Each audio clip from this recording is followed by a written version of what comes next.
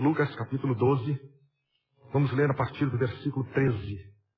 Alguém da multidão lhe disse: Mestre, dize a meu irmão que divida a herança comigo. Respondeu Jesus: Homem, quem me designou juiz ou árbitro entre vocês? Então lhes disse: Cuidado, fiquem sobre aviso contra todo tipo de ganância.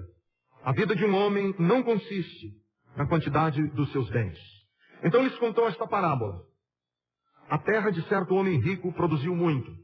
Ele pensou consigo mesmo: o que vou fazer? Não tenho onde armazenar minha colheita. Então disse: já sei o que vou fazer. Vou derrubar os meus celeiros, construir outros maiores, e ali guardarei toda a minha safra e todos os meus bens. E direi a mim mesmo: você tem grande quantidade de bens armazenados para muitos anos. Descanse, coma, beba e alegre-se. Contudo, Deus lhe disse: insensato, louco, esta mesma noite a sua vida lhe será exigida. Então, quem ficará com o que você preparou? Assim acontece com quem guarda para si riquezas, mas não é rico para com Deus. Quando eu pastoreava a igreja Bethesda em Fortaleza, um dos irmãos nossos lá era gerente de uma concessionária da Chevrolet. O dono da concessionária, que ele era gerente, era um homem muito atribulado na vida dele. E esse irmão, que era da Bethesda, falava para ele muito de Jesus, e falava da Bíblia, e falava do plano de Deus para a vida dele. Mas ele era um homem muito rico. E não só era muito rico, como ele era um homem muito cheio de problemas e de dificuldades e de angústias. Um dia, o irmão da Bethesda, que era gerente da concessionária, e que já vinha há muito tempo falando com seu patrão, que era o dono do amor de Jesus, o expediente terminou meio-dia, os dois estavam saindo para almoçar. Por acaso, os dois se encontraram. Ele num carro último tipo, novíssimo em folha, da Chevrolet, óbvio.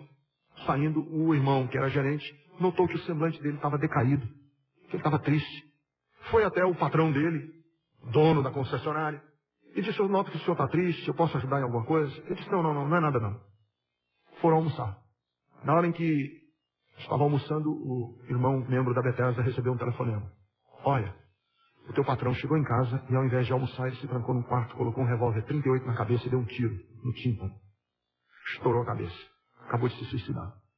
O irmão, que era evangélico, que vinha falando do amor de Deus para o patrão, e portanto tinha uma ligação amorosa, amava o patrão dele, mais do que simplesmente um patrão, ficou devastado. Voltou para a concessionária, nem almoçou direito. Uns 45 minutos depois que tinha acontecido o ocorrido, estava ali na concessionária, chegou um mecânico e falou assim: olha, o filho do patrão chegou, está lá no escritório do pai. E o irmão, que era evangélico, correu na direção do filho para dar condolências, para dizer: olha, lamento o que aconteceu. E ele abriu a porta do escritório do patrão, em que o filho estava lá, sem bater. E quando ele abriu a porta do escritório, o filho estava revirando as gavetas do pai e tentando abrir o cofre. E quando viu, o irmão evangélico disse, tomou um susto e disse: olha, eu estou dando uma geral aqui nas gavetas do pai, procurando os dólares dele antes que o outro meu irmão chegue. O pai tinha acabado de se suicidar com um tiro no ouvido. E o filho não tinha se passado 45 minutos de uma tragédia incalculável, que é um suicídio. O filho estava revirando as gavetas do pai, querendo se antecipar ao irmão para pegar os dólares que o pai tivesse dentro da gaveta para ninguém colocar a mão. Essa atitude, esse pecado, isso é um pecado. A Bíblia chama isso de ganância. Ganância é um dos mais devastadores, horrorosos de todos os pecados. Ganância. Aliás, ganância faz parte dos 7 pecados capitais. Vocês conhecem quais são os 7 pecados capitais? Muita gente não sabe. Os 7 pecados capitais, na Idade Média, os teólogos se reuniram para tentarem entender da onde nascem as maldades e as perversidades. E eles catalogaram 7 pecados que são responsáveis, na opinião deles, que são os responsáveis por tudo que existe de ruim. 7. Como a maioria de nós não se lembra dos 7, deixa eu dizer quais são. Os 7 pecados capitais. Soberba, avareza ou ganância, mesma coisa.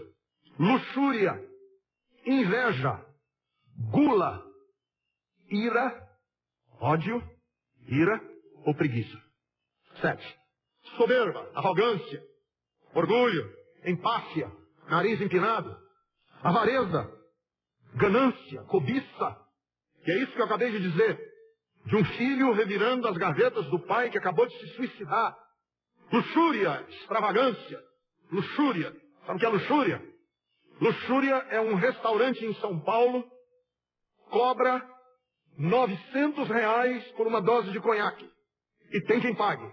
Num país de miseráveis que não tem cobertor num hospital, mas tem uma elite, o nosso governador chamou de elite branca, que tem R$900 para gastar, não é num litro, não é numa garrafa, é numa dose de conhaque. Isso é luxúria, extravagância.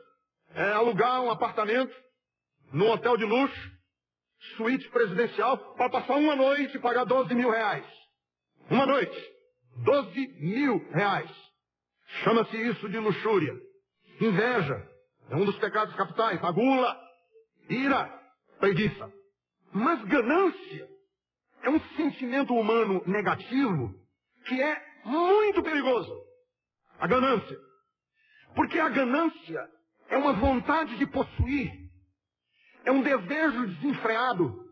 Ganância é aquele desejo de ter, e para ter não existem barreiras. Você passa por cima de tudo.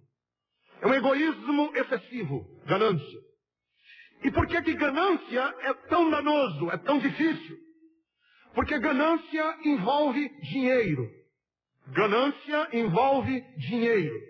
Então eu queria estabelecer qual é a ética cristã a respeito do dinheiro. Porque dinheiro e ganância estão intimamente ligados. Vejam o que aconteceu. Jesus está lidando com uma multidão, aqui no capítulo 12, versículo 13 de Lucas, e um rapaz grita no meio da multidão e diz assim: Senhor, resolve o problema da nossa herança, porque o meu irmão não está querendo dividir a herança comigo. Jesus disse: O problema não é justiça na divisão, o problema é ganância. Se não resolver o problema da ganância, essa questão que vocês trouxeram para mim não tem solução. Ganância é terrível, porque envolve dinheiro.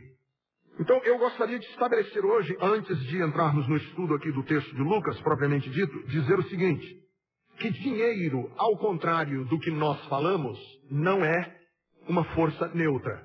Eu já ouvi muito isso em igrejas evangélicas, principalmente.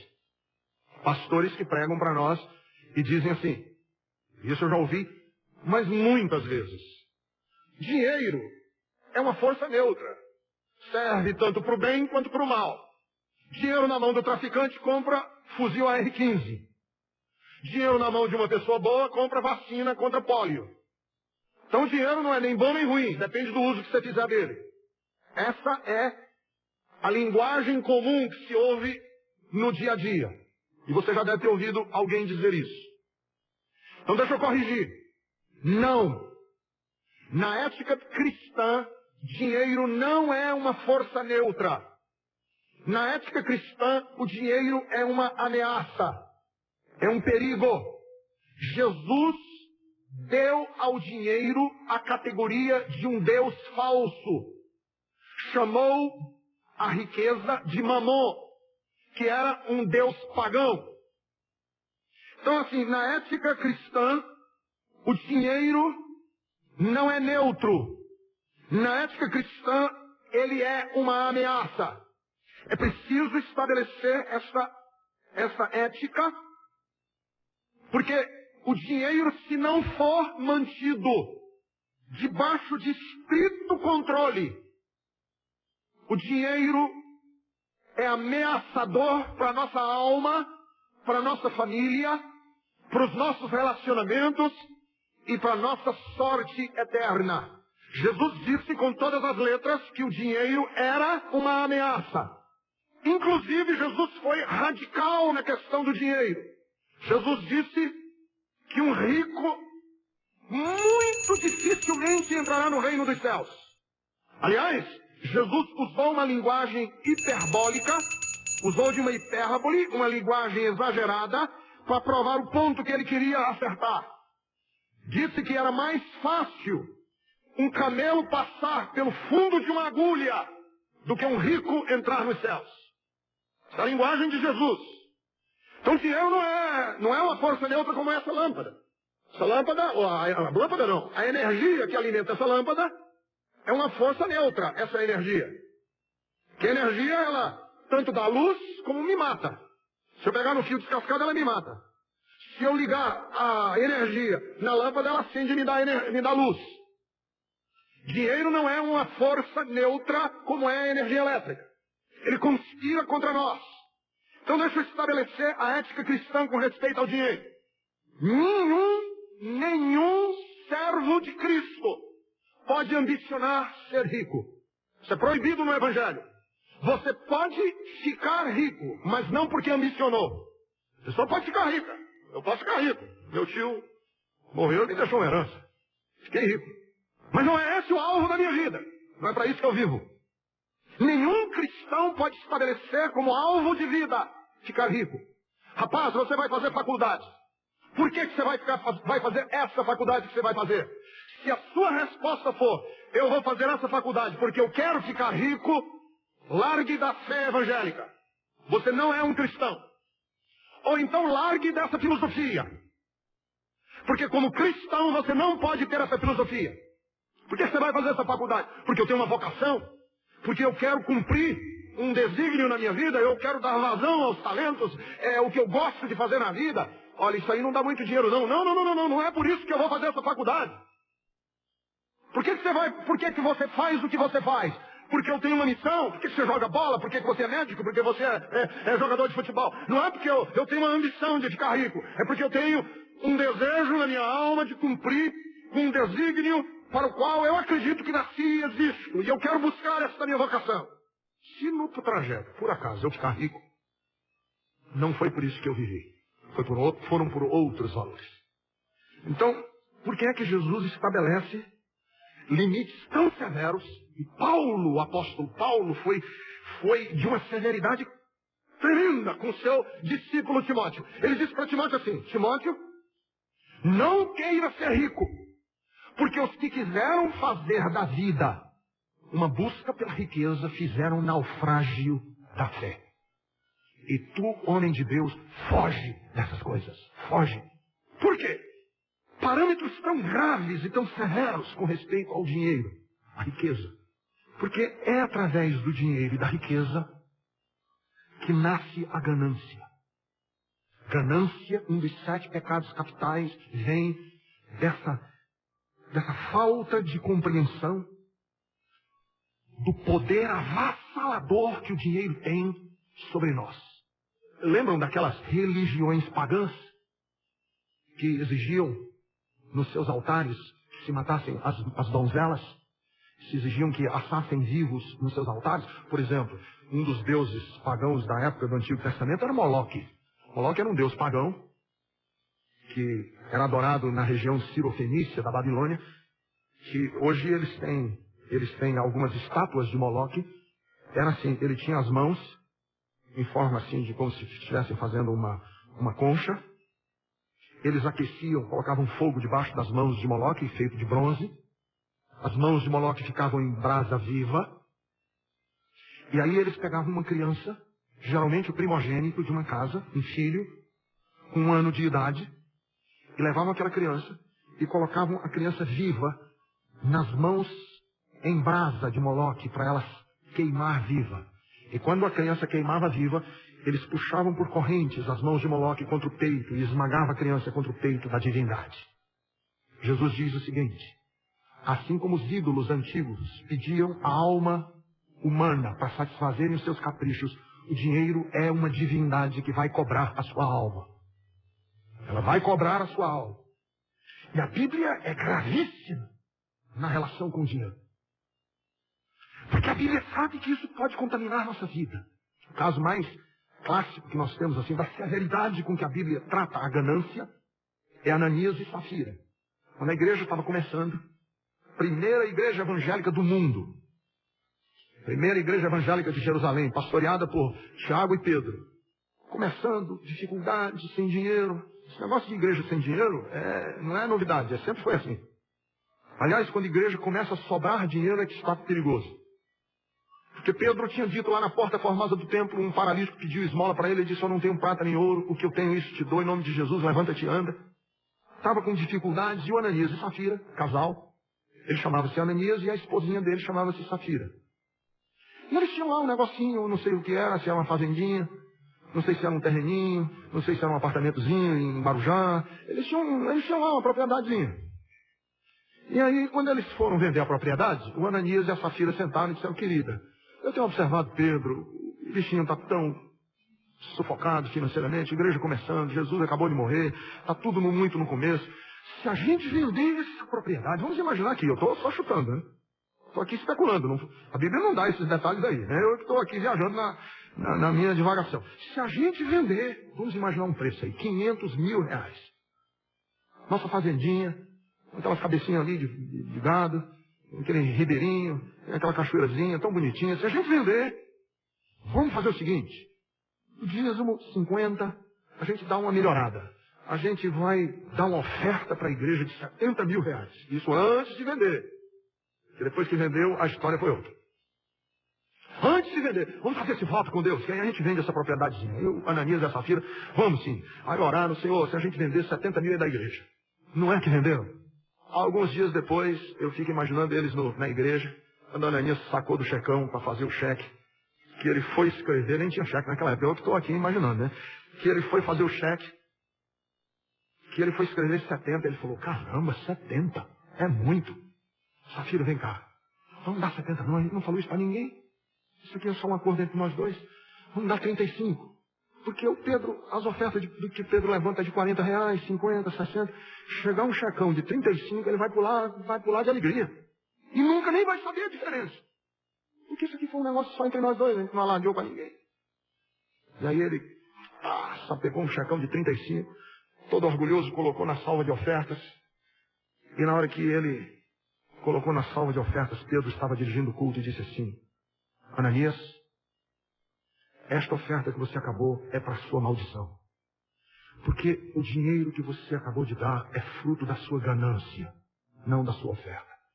Você não mentiu para homens, você mentiu para o Espírito Santo. E ele caiu morto no corredor da igreja. E a Safira também caiu morta no corredor da igreja. A Bíblia trata a ganância com severidade, porque a ganância, ela destrói. Ganância é destruidora de relacionamentos. Sabe por que tem dois rapazes aqui brigando? Por causa de herança. Ganância. Do dinheiro que nem é dele. Era do outro que morreu. Mas é terrível. Destrói relacionamentos. Famílias se espatifam. Casamentos se acabam. Vidas são destruídas. Pai briga contra filho. Filho briga contra pai. Irmão luta contra irmão. Por causa de dinheiro. Por causa de ganância. E a ganância é uma força tão grande que a ganância tira de nós até o medo de perder. Lá no Ceará tem um ditado popular que diz assim, quando a vontade de ganhar é muito grande, a gente perde o medo de perder. Né? Você fica com tanta vontade de ganhar que você perde o medo de perder. Muito tempo atrás aqui no Brasil, vocês lembram que o dólar tinha duas cotações. Tinha o dólar oficial e tinha o dólar paralelo. E eu só trocava dólar no oficial ou turista inadvertido ou bobo, porque todo mundo, às vezes era o dobro, dólar paralelo. Aí eu fui para uma viagem, um grupo de pastores, nas Filipinas. Estou lá na capital das Filipinas, Manila, no hotel, hospedado num hotel maravilhoso, num congresso que eu fui convidado, cheio de cacique evangélico, só tinha tuxal lá. E eu fui trocar os meus dólares, no balcão lá do hotel, olhei a cotação do dólar. Aí uma pessoa chegou para mim e disse assim, não troca aqui não. Na rua você pode trocar. O pessoal troca na rua e é a cotação melhor do que aqui no hotel. Aí a minha cabeça de brasileiro, esperto, falei, opa, chamei não vou nem dizer quem eram, as grandes lideranças evangélicas desse país. Falei, olha, assim, no centro da cidade, alugamos uma van, colocamos 15 pastores na van e fomos trocar os dólares no centro de Manila. E eu que falava inglês, o mais esperto de todos, corintiano e cearense, chegamos lá no centro da cidade, eu falei, deixa comigo. Rei da cocada branca, deixa comigo. Vocês fiquem aí, fiquem olhando para mim, que vocês vão ver que vai dar certo. Eu falei, quero trocar dólar. Falei em inglês com o cara lá. O cara, opa, puxou um maço de dinheiro desse tamanho assim. Falei, 100, mas eu só lhe dou o dinheiro que tá aqui dentro do meu bolso quando você me der o seu dinheiro primeiro. O cara, não, tudo bem. Aí quanto você quer? 100? 100. Aí deu o dinheiro assim, dobradinho, colocou na minha mão. Tudo a ganância de ganhar uma merrequinha a mais. Botou o dinheiro na minha mão, aí eu, dinheiro aqui no bolso. Os outros pastores me rodeando aqui, para nem chegar perto de mim. Falei, contei o dinheiro. Falei, opa, errou. Você acertou por um preço e o valor é outro, tá? Que tá errado. Ele disse, é mesmo, eu errei. Errou sim, senhor. Você tá querendo me enganar, eu não faço negócio com você. Não, perdão. Deixa eu ver. Contou. Ah, errei mesmo. Puxa vida, eu vou. Abra sua mão, deixa eu colocar o dinheiro aí na sua mão. Aí abri a mão assim, falou, agora nós vamos contar direitinho e você vai contar comigo para não errar. Aí ele abriu o dinheiro estava dobrado, ele abriu o dinheiro e foi colocando cédula por cédula na minha mão. Conte comigo. Eu, 2, 3, 4, 5, todo mundo contando. 7, 8. Os pastores aqui, com os olhos cifrão, olhando o dinheiro. Aí eu dobrei o dinheiro, coloquei nesse bolso aqui, para não dar confusão, puxei o outro daqui e falei, seu 100. Aí o outro, opa, 100 para mim. Mesmo ritual. 1, 2, 3, a gente tudo contando na mão. Todo mundo colocou o dinheiro no bolso. E eu, quando nós demos 5 passos, veio aquela sensação assim, otário. Peguei no meu bolso e falei, nós fomos enganados. Como? Eu digo, fomos enganados. Entra aqui numa loja, entramos numa loja, fomos atrás de uns cabideiros de roupa lá, pegamos o dinheiro, quando eu contei, cada um de nós tinha perdido. Eu devo ter perdido uns $50, o outro perdeu 50, eu sei que o prejuízo foi enorme. Somando os pastores todos, e a gente voltou murchinho pro hotel. E eu me lembrando do ditado do cearense. A vontade de ganhar tira o medo de perder. E eu joguei fora dinheiro na mão de um bandido lá das Filipinas. Por quê? Porque eu olhei lá no hotel. Sabe quanto é que eu ia ganhar mais lá no meio da rua?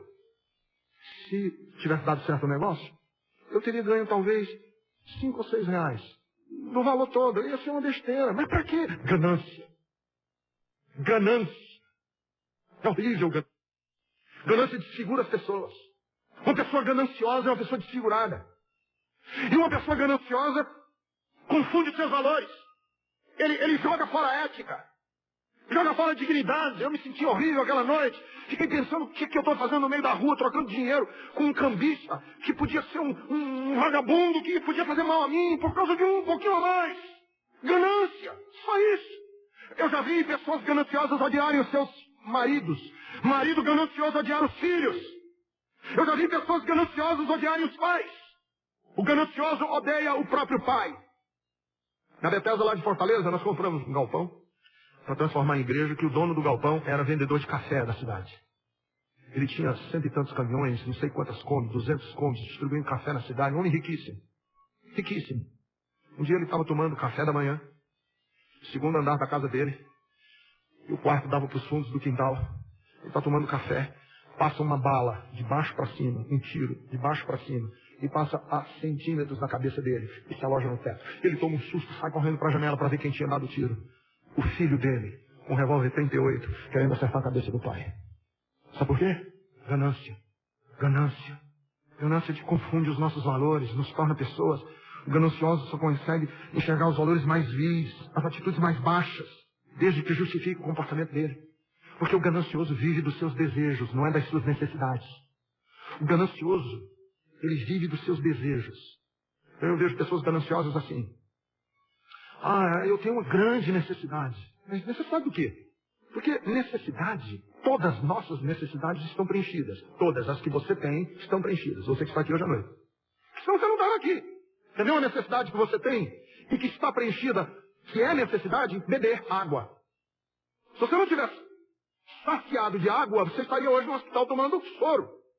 Essa necessidade está preenchida. Agora você diz assim, minha vida, porca vida minha. Faz 3 dias que eu estou sem dinheiro para beber Coca-Cola. Essa é a necessidade que eu tenho. Isso não é necessidade, isso é um desejo seu. Não é a mulher que chega no guarda-roupa. Não aguento mais essa minha vida de sofrimento. Não tenho roupa para ir para a igreja. O cabideiro chega a estar torto assim, ó. O cano do cabideiro está torto. E o marido tem que colocar um gancho no meio assim para poder segurar, porque senão não é necessidade. É desejo. É outra coisa. E os nossos desejos, quando são desenfreados, nós nos tornamos pessoas gananciosas. Gananciosas. 2 rapazes estavam em briga dentro de uma família por causa da ganância. E chamaram Jesus para resolver a questão deles. Jesus disse, não é a questão que precisa ser resolvida. É o desejo desenfreado no coração de vocês. E aí Jesus contou uma parábola. O que é uma parábola? Uma parábola, na Bíblia, é uma história que não necessariamente aconteceu, mas que acontece todos os dias. Isso é uma parábola. É uma história hipotética, mas real. Hipotética porque é uma história que se contou, mas ela é real. Jesus contou a seguinte parábola. Havia um homem que a terra dele produziu muito. Se fosse brasileiro, plantador de soja, a terra dele deu uma alta produtividade naquele ano. Se fosse dono de cafezais aqui no interior de São Paulo, de Minas Gerais, o cafezal dele foi uma safra recorde. Se fosse plantador de uva, para produzir vinho, foi uma casta de uvas excelentíssima naquele ano. E ele ficou rico, muito rico. Jesus contando a história. Ficou tão rico que ele pensou, o que eu vou fazer para guardar tudo que eu tenho? Eu vou fazer o seguinte, eu vou destruir tudo que eu tenho, vou construir maiores, eu vou guardar esse negócio todo para eu viver como nababo o resto dos meus dias e vou daqui para muitos anos viver com a minha vida saciada. E aí Deus chamou aquele homem naquela noite e disse, louco, seu louco, insensato. O que Jesus contou nessa parábola? O que ele quis contar para nós? É que ganância gera na gente o sentimento de querer mais, sempre mais. Qual o problema da ganância? É que ganância gera na nossa alma o desejo de querer mais, sempre mais. Nunca é suficiente. Nunca basta. Nunca chega. Você está sempre insatisfeito. O ganancioso é um homem, a gananciosa é uma mulher insatisfeita. Com o que tem, com o que possui. Quando eu era pastor da Bethesda lá, de Moema, Avenida dos Imarés, eu tinha comprado um carro novo. 0 quilômetros. Fazia uma semana que eu estava com o carro. Uma semana. Novinho, cheirando a novo. Não fazia nem barulho dentro do carro ainda. Eu fui estacionando meu carro assim no estacionamento. E aí uma irmã da Bethesda encostou uma Cherokee linda, mas maravilhosa, estalando de nova. E eu no meu carro olhei assim, meu carrinho era pequeno, perto da Cherokee dela.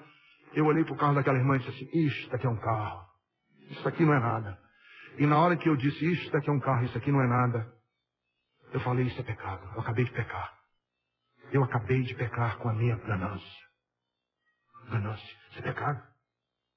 Cara, eu tô com um carro novo e já tô olhando pro outro e dizendo que aquele é que é o bom, que o meu não presta.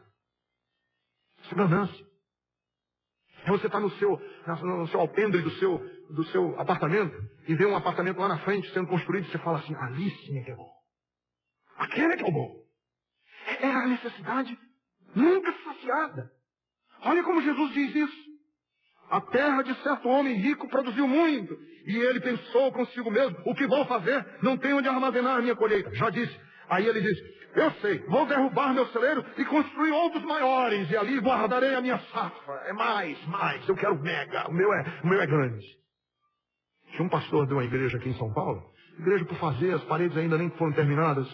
Ponta de fio espetando, o teto ainda não conseguiam fazer o forro, o chão ainda é de cimento batido e tal. E aí ele chegou e um colega dele andando pelo santuário dele. Um pastor andando assim. Falou, o que você está fazendo aqui? Disse, não, é porque eu soube que vocês estão construindo, eu vim ver a construção de vocês, nós também vamos construir lá. E a gente quer construir um pouquinho maior do que o seu. É ridículo. Entendeu? Isso é ganância. É aquela sensação de que não basta. É o cara que vai num restaurante de rodízio e o outro diz assim, qual é o seu prato predileto? Ele diz, o fundo. Não tem medida. O ganancioso é cansado, porque a ganância cansa.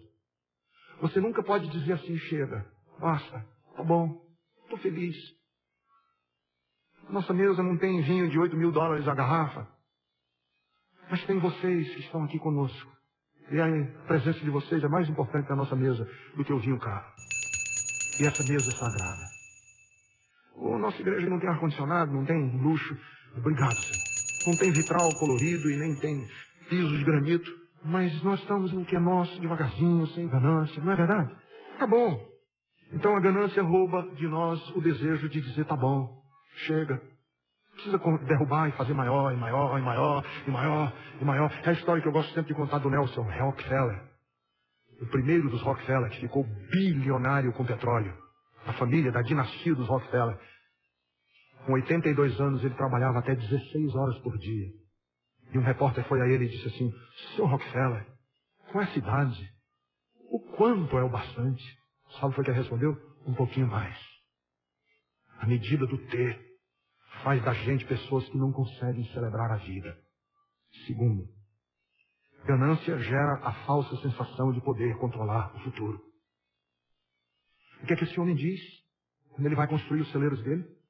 Vou derrubar os meus celeiros, construir outros maiores, e ali guardarei toda a minha safra e todos os meus bens, e direi a mim mesmo, você tem grande quantidade de bens armazenados para muitos anos. Muitos anos? Ele ia morrer naquela noite. O dinheiro dá a sensação de que a gente controla tudo. Dinheiro dá essa sensação. Dinheiro você tem empregado, com dinheiro você tem serviçal, com dinheiro você paga despachante, dinheiro dá todo o poder. Menos um. Você não consegue controlar o futuro. Nisso, o pobre e o rico são iguais. Eu estava no avião com uma pessoa, ia compartilhando que um membro da Bethesda tinha morrido de câncer. Aí ele disse assim para mim, pois é, acabei de enterrar meu irmão. Gastamos mais de $200 mil. Tudo em vão. Eu estava na minha casa assistindo um noticiário, tempos atrás, e o presidente da França, Girard d'Estaing, vinha descendo da escadaria do avião, comido de câncer. Comido de câncer. Magérrimo, pele e osso. Eu vi aquele homem, presidente da França. Eu fiquei pensando comigo mesmo assim, se existe recurso na medicina, esse homem teve acesso. Se há tecnologia, se há médico com experimentos avançados, esse homem testou. Contudo, ele está morrendo. Amigo, você pode imaginar que o seu dinheiro lhe dá todo o poder, mas o seu dinheiro não controla o seu futuro. Não adianta você dizer assim, eu vou viver muitos anos desfrutando desse dinheiro. Hoje à noite podem pedir a tua alma, porque o dinheiro não controla. Mesma sensação eu tive quando Aristóteles Onassis, grande armador grego, maior fortuna do mundo, maior fortuna pessoal do mundo, comprou o direito de ser o marido da mulher mais famosa do mundo na época, Jacqueline Kennedy. Grande armador grego. Dizem que ele fazia coisas extravagantes com ela. Que ela uma vez estava numa padaria na Suíça, comeram um pão, ela disse assim, que pão delicioso. E a partir daquele dia, ele levava o pão daquela padaria em qualquer lugar que ela estivesse no mundo. Que amor, hein? Mas ele desenvolveu uma doença em que os músculos atrofiam, das extremidades indo na direção do coração. E o grande armador grego, com toda a sua fortuna, não conseguiu reverter o prognóstico da doença. E ele morreu. Amigo, a gente planeja, mas nós não temos ideia do que vai acontecer amanhã. Terceiro, ganância gera a falsa ideia de poder comprar descanso e alegria. Ele disse para a alma dele assim, agora você tem muitas quantidades de bens. Descanse, coma, beba e alegre-se. Ele acertou 2 e errou 2 aqui. O dinheiro compra, sim, comida e bebida. Está aqui no versículo de número 19. Mas o dinheiro não compra nem descanso e nem alegria. O dinheiro não compra nem descanso e nem alegria, porque descanso e alegria não depende de dinheiro. Dinheiro compra muita coisa, mas não compra nem descanso e nem alegria. Então ele disse para a alma dele, alma, agora você tem muito, descansa. Descansa como? Você vai comprar todo o estoque de Prozac? Descansa como? Agora você tem acesso a todos os Valiums do mundo? Descansa como? Descansa vem do quê? Se descanso viesse de dinheiro, a princesa Di, Lady Di, não tinha morrido com aquele olhar melancólico que ela morreu. Eu olhava para aquela mulher, a minha alma doía dentro.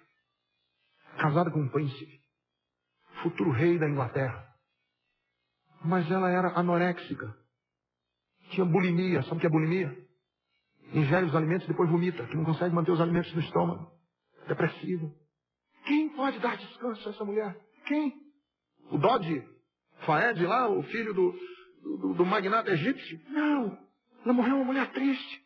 Então é assim, você pode olhar para você mesmo e dizer: eu quero ser rico porque eu quero dar de comer. A minha alma, você vai dar de comer a ela. Você compra pão mais delicioso do mundo, na melhor padaria do mundo, contrata o melhor padeiro do mundo. Come regalias, mas você não consegue dar descanso à sua alma. Ganância gera um apego ao material e um desapego à eternidade. Dinheiro, riqueza, fortuna, ganância nos dá uma sensação de que esse mundo é eterno e que nós não vamos morrer um dia. Mas você vai morrer. Porque ele disse assim: coma, alegre-se, viva bem, por muitos anos. E no versículo 20 Deus chama esse homem e diz a ele: louco. Queridos, são pouquíssimas vezes na Bíblia. Se eu não me engano, esta é a única vez na Bíblia que Deus diretamente chama um homem de doido. Deus faz referências ao louco. Diz quais são os comportamentos do louco. Mas olhar para uma pessoa e dizer assim: seu louco. Eu acho que essa é uma das únicas vezes na Bíblia. Louco. Você vive todos os dias querendo enriquecer em algumas dimensões. E você não se preocupa de ser rico com Deus. Porque a riqueza de Deus não é medida em cifrões. Não tem nada a ver com dinheiro. A riqueza de Deus são outras coisas. Você vive como se você não fosse morrer. E você um dia vai morrer sem ter vivido. Por quê? Porque você gastou a sua vida buscando dinheiro. E fez de você um homem ganancioso. Eu estava deitado na minha cama. E repentinamente, subitamente, me veio aquela sensação. Um desses dias, eu nunca mais vou colocar minha cabeça nesse travesseiro. Um desses dias, eu nunca mais vou colocar minha cabeça nesse travesseiro. Me veio aquela coisa: eu vou morrer. Esse lugar vai ficar vago. Nunca mais eu vou me deitar aqui. Eu vou me encontrar com Deus. Amigo, às vezes a gente toca a vida e essa coisa de ganhar e conquistar e vamos lá e vamos cá. E a gente se esquece de uma coisa. Você tem que se preparar para se encontrar com Deus. Porque este encontro é inevitável. Você pode evitar tudo. E o dinheiro evita muitas coisas. Mas esse dia é inevitável. Todos os seres humanos têm 24 horas. E todos os seres humanos vão ter um dia na vida que eles não terão 24 horas ao seu dispor. Todos nós seremos ceifados. O dia começa e você não foi até a 24ª hora. Você só teve 15 horas daquele dia, 12 horas daquele dia. E mais cedo ou mais tarde esse dia vai chegar. Está chegando para todos nós. Não é loteria. Não é loteria. É inexorável. Vai chegar. E a Bíblia diz assim: o que você tem preparado? Qual é o estilo de vida que você tem lidado? Correndo atrás de ganhar ganância, ganância, ganância. Para quê? O que você leva dessa vida? Por isso é que a Bíblia diz: prepara-te, ó Israel, para te encontrares o teu Deus. Prepara-te. Mulher, prepare-se. Você vai se encontrar com Deus um desses dias. E o que é que você vai levar nas mãos? O que é que você tem para apresentar a Deus? Os ouros, os tesouros, as riquezas. Tudo isso fica para trás. Louco, esta mesma noite a sua vida lhe será exigida. Então, quem ficará com o que você preparou? Assim acontece com quem guarda para si riquezas, mas não é rico para com Deus.